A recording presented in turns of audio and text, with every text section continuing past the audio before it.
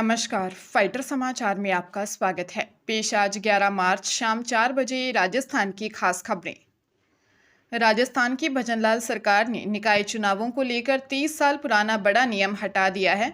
विधानसभा में राजस्थान नगरपालिका संशोधन बिल 2026 पारित कर दिया गया, जिसके तहत अब 2 से ज्यादा बच्चों वाले उम्मीदवार भी चुनाव लड़ सकेंगे। नगरपालिका एक्ट की धारा 18 का 2 में संशोधन के बाद अब तीसरी संतान चुनाव लड़ने के लिए अयोग्यता का कारण नहीं बनेगी। सरकार का तर्क है कि जनसंख्या नियंत्रण की पाबंदी केवल जनप्रतिनिधियों पर थोपना तर्कसंगत नहीं था। इसके साथ ही कुष्ठ रोग पीड़ितों के चुनाव लड़ने पर लगी दशकों पुरानी पाबंदी को भी हटा दिया गया है, जो मई 2025 के सुप्रीम कोर्ट के आदेश के अनुरूप है।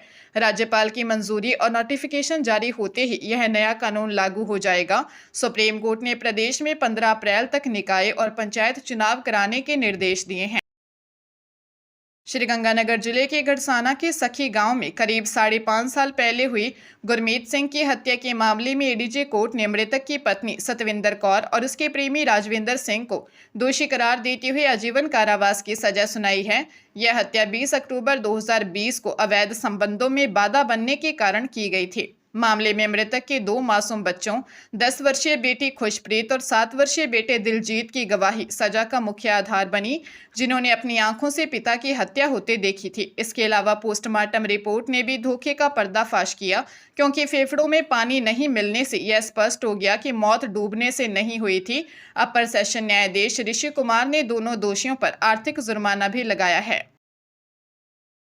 भारतीय टीम ने टी20 वर्ल्ड कप 2026 के फाइनल में न्यूजीलैंड को 96 रनों से हराकर इतिहास रच दिया है। अहमदाबाद के नरेंद्र मोदी स्टेडियम में मिली इस शानदार जीत के साथ भारत लगातार 2 बार और कुल 3 बार यह खिताब जीतने वाली दुनिया की पहली टीम बन गई है। इस ऐतिहासिक उपलब्धि पर बीसीसीआई ने टीम इंडिया के लिए 131 करोड़ रुपए के भारी भरकम नगद इनाम की घोषणा की है। यह राशि खिलाड़ियों, कोचिंग स्टाफ और चयनकर्ताओं के बीच बांटी जाएगी। गौरतलब है कि यह इनामी राशि 2024 की तुलना में 6 करोड़ रुपए अधिक है। भारत अब वेस्ट इंडीज और इंग्लैंड को पीछे छोड़ते हुए इस टूर्नामेंट के इतिहास की सबसे सफल टीम बन चुका है। बोर्ड ने खिलाड़ियों के शानदार प्रदर्शन की सराहना करते हुए इसे भारतीय क्रिकेट के लिए एक गौरवशाली क्षण बताया है। भरतपुर जिले के भरतपुर मथुरा हाईवे पर गोवर्धन ड्रेन के समीप श्वान को बचाने के चक्कर में भरतपुर से मथुरा जा रही तेज रफ्तार कार पलट गई, जिससे कंजौली लाइन निवासी 17 वर्षीय देव और सिनसिनी निवासी 18 वर्षीय मिलिंद की मौत हो गई, जबकि भानु और पीयूष घायल हो गए। चारों जने आपस में दोस्त थे। दुर्घटना के बाद चारों जनों को रार सीएचसी लाया गया, जहां चिकित्सकों ने एक को मृत घोषित कर दिया, वही अन्य को भरतपुर आरबीएम अस्पताल रेफर कर दिया, जहां दूसरे घायल को भी चिकित्सकों ने मृत घोषित कर दिया तथा 2 का उपचार जारी है। पुलिस के अनुसार कंजौली लाइन निवासी देव और सिनसिनी निवासी मिलिंद अपने 2 अन्य दोस्तों भानु और आयुष के साथ भरतपुर की तरफ से मथुरा की तरफ जा रहे थे। सुप्रीम कोर्ट ने कोरोना वैक्सीन के गंभीर दुष्प्रभावों से प्रभावित पीड़ितों के हक में बड़ा फैसला सुनाया है।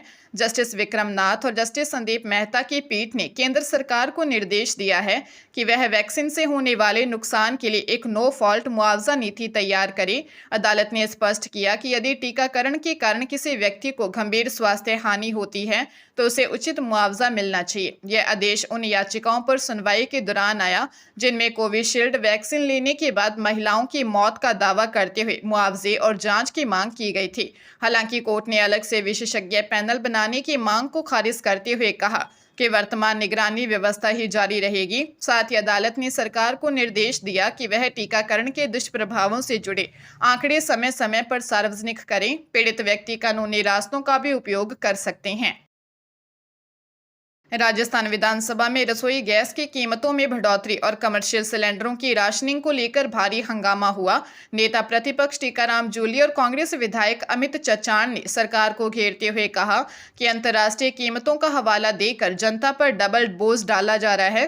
कांग्रेस ने मांग की कि सरकार सब्सिडी देकर आमजन को राहत प्रदान करे। जब सरकार की ओर से इस पर कोई ठोस आश्वासन नहीं मिला तो कांग्रेस विधायकों ने सदन से वॉकआउट कर दिया। जवाब में खाद्य मंत्री सुमित गोदारा ने कहा कि अंतर्राष्ट्रीय बाजार में कीमतें बढ़ने के कारण यह स्थिति बनी है, लेकिन सरकार प्रदेश में गैस की किल्लत नहीं होने देगी। इस बीच प्रदेश कांग्रेस अध्यक्ष गोविंद सिंह डोटासरा के निर्देश पर पार्टी ने 12 और 13 मार्च को सभी जिला मुख्यालयों पर सरकार के खिलाफ प्रदर्शन करने का निर्णय लिया है। विपक्ष का तर्क है कि जब पूर्ववर्ती सरकार महंगे सिलेंडर के समय 500 रुपये में राहत दे सकती थी, तो वर्तमान सरकार ऐसा क्यों नहीं कर रही। राजस्थान के वेटनरी महाविद्यालयों में शैक्षणिक सत्र 2026-27 से स्नातक पाठ्यक्रम में प्रवेश की प्रक्रिया में अब बड़ा बदलाव किया गया है। अब इन पाठ्यक्रमों में दाखिला नीट के अंकों के आधार पर होगा।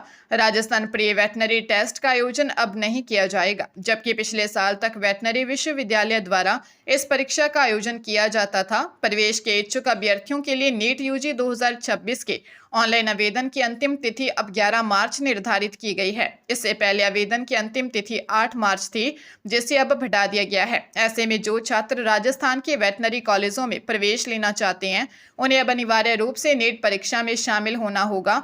यह निर्णय प्रवेश प्रक्रिया में एकरूपता लाने के उद्देश्य से लिया गया है। हनुमानगढ़ के जिला एवं सत्र न्यायाधीश तनवीर चौधरी ने नशे की हालत में पिता की हत्या करने वाले आरोपी पुत्र को दोषी करार देते हुए आजीवन कारावास की सजा सुनाई है। साथ ही दोषी पर 20,000 रुपये का जुर्माना भी लगाया है। मामले की पैरवी लोक अभियोजक मनोज कुमार शर्मा ने की। घटना 11 जून 2020 की है, जब पीलीबंगा के वार्ड 6 में रहने वाले आरोपी सतपाल सिंह उर्फ सत्तू ने नशे के लिए अपने पिता जगजीत सिंह से झगड़ा किया था। विवाद के दौरान सतपाल ने पिता पर वार कर उन्हें गंभीर रूप से घायल कर दिया था। उपचार के दौरान 14 जून को जगजीत सिंह की मौत हो गई थी। पुलिस ने जांच के बाद आरोपी के खिलाफ चालान पेश किया, जिसके आधार पर कोर्ट ने साक्ष्यों और गवाहों के मद्देनजर उसे उम्र कैद की सजा सुनाई है।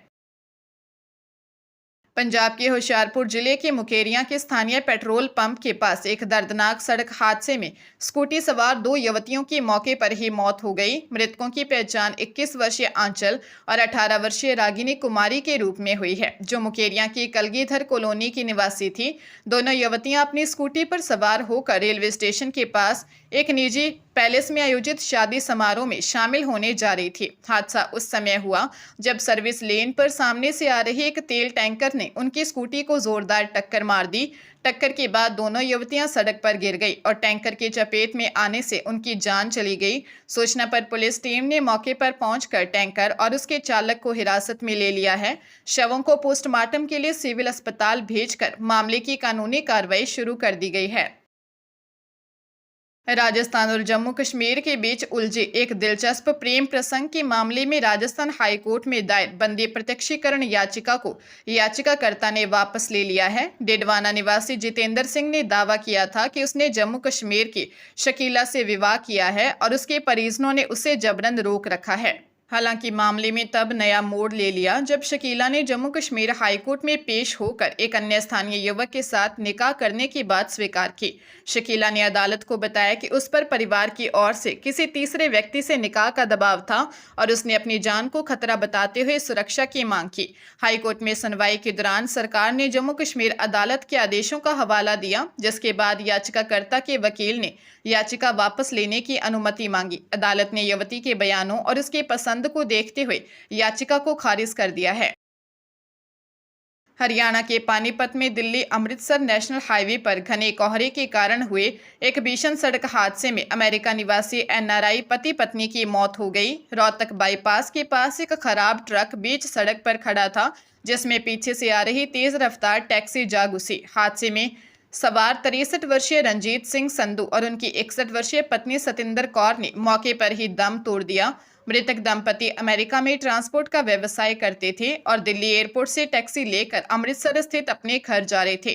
परिजनों के अनुसार युद्ध की स्थिति के कारण उनकी सीधी अमृतसर की फ्लाइट कैंसिल हो गई थी, जिसके बाद उन्होंने दिल्ली आकर टैक्सी ली। इस परिवार ने 6 साल पहले अपने इकलौते बेटे को भी खो दिया था।